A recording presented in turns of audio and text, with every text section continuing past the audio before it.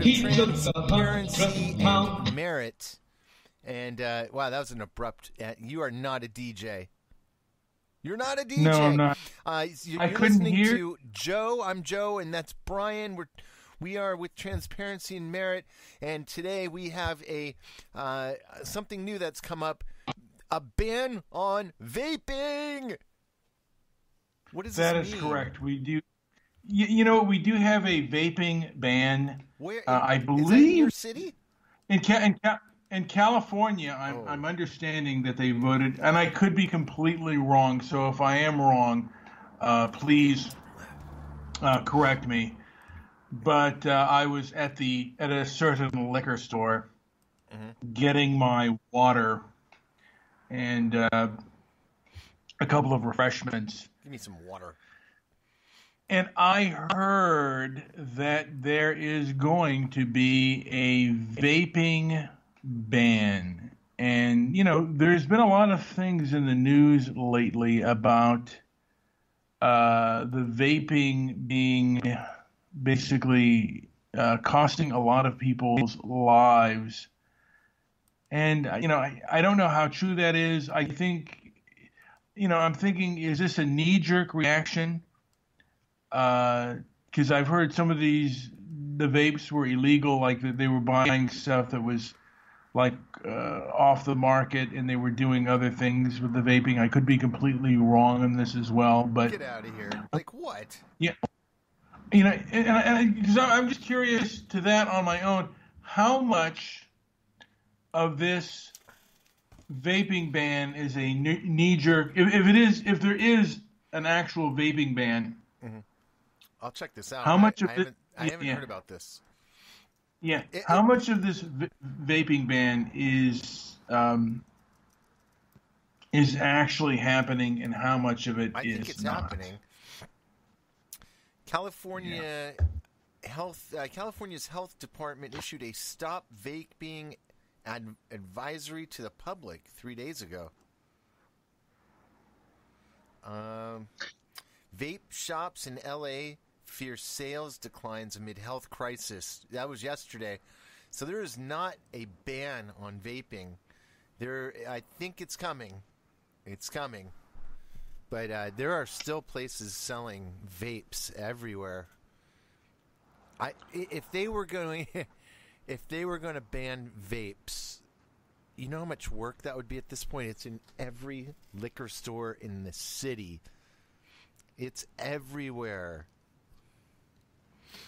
Yeah, because I've heard that they're going to ban it 2020. That they're going to be in the process of banning it. And you know, of course, if they're not going to ban it, no new stores are going to basically are going to be opening. I mean, I don't think they'll if you and me wanted to open up a vape store, Brian and Joe's vape store, we couldn't do it, even if we had $1 million. Okay, on Cal Matters, vaping industry breathes easier for now. California lawmakers won't restrict its business. Yeah. Well, I mean, the thing of it is, we're all adults here. And, of course, the biggest name brand in all of that is Juul, which to me is obviously some sort of bash on Jews. Well, I mean, the thing of it is, there's... There is something to the name. I think that Yeah, so I was just going to say real quick, somebody did break down the name in gematria or some other kind of, and when you break it down by the numbers, it does have some meaning to it. I don't trust any company that's coming out and selling mass marketed products for smoking, cigarettes, all the way down through vapes. I don't trust them. I think they're all, bad. But what were you going to get at here? I'm saying I'm thinking perhaps the tobacco industry or the cigarette manufacturers probably want to pressure vaping companies in stopping it because it does hurt their sales. in my opinion. Yeah. You know what? And what I heard is the millennials, Mm-hmm. they're the numbers for smokers almost became non-existent. And the newer generation, I don't know what they're called now. Mm-hmm. You know, whatever their little babies, whatever. Yeah. They are picking up smoking. It's just a strange thing. It was gone. Unbelievable. It was almost gone, obliterated in one generation, and now it's coming back. Well, maybe, I don't know. Like I said, if you're a grown adult, you should be able to put whatever you want. I mean, I don't know why we live in a free society, supposedly a free society, and you can't make your own choices and decisions. You certainly can overeat, you can overdrink, but if you smoke it or you snort it, the big bad law is going to come in and lock you up. For a long time, all drugs were decriminalized, and over time we've lost more and more of our rights to people who think that they know better for us. And as grown adults, only you know what works for your body. And you know what? Freedom means being free to even make bad choices. And so maybe it's maybe less freedom in this area is a good thing. That's what some people will probably think, that restricting people's freedom to make bad choices is a good thing. That's a hard one for me.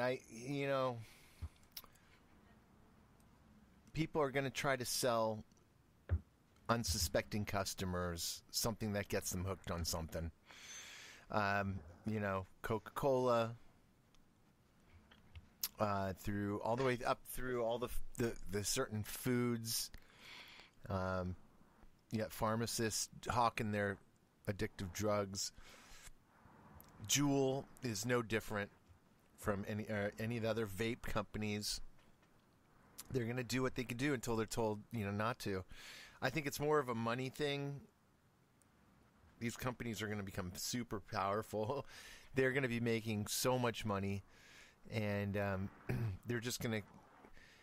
I think this is a control system that's in place to stop a company like Juul from rising up and taking out, being too powerful. But you can see just by the lobbying numbers, Juul contributed about $100,000 to California lawmakers, and then another $300,000 to political groups, including the Los Angeles County Democratic Party. You should know. So look who they are controlling. Well, any time you open up a large business, you got to pay political parties, and you got to get the truth is, if you have a multi-million-dollar, let alone I think billion-dollar industry, you kind of got to lobby and you got to help out politicians. You got to scratch their back to get things that you need. Now I just read this. Our podcasts get so large that we have to donate to charities we enjoy. Yeah. So I'm looking here, baby boomers are consuming pot at 10 times the rate of past senior generation. And that was, the 60s generation and stuff. I'm assuming, Joe, you might be one of those, when you reach your golden years, you will have like a golden pipe that you will be smoking your cannabis out of. A bong fest. Yes. If you want to get stoned, come over to my place when I'm an old man. You'll have, because I guess it takes away the aches and pains and maybe makes you feel better. But they are consuming it quite a bit more, and I have never understood why it is enjoyable. Every time I've taken it, the pain on my throat and You don't have the to smoke it discomfort. anymore. You can eat it, and it's a more gentle, obvious kind of come up. And if you're just sitting around and you're doing podcasts and searching for stuff on the internet, dude, that's the way to do it. Why sit there in agony and pain over your back? Eat a little bit of it, chill out, do some exercise. It makes your day go good. I might try an edible. Yeah. Although the last time I took an edible, it was not a good experience. Who gave it to you? You know who? The guy. Yeah. He called me a couple of days ago, and I said, "Which one of your siblings did Joaquin Phoenix study to do the movie Joker?"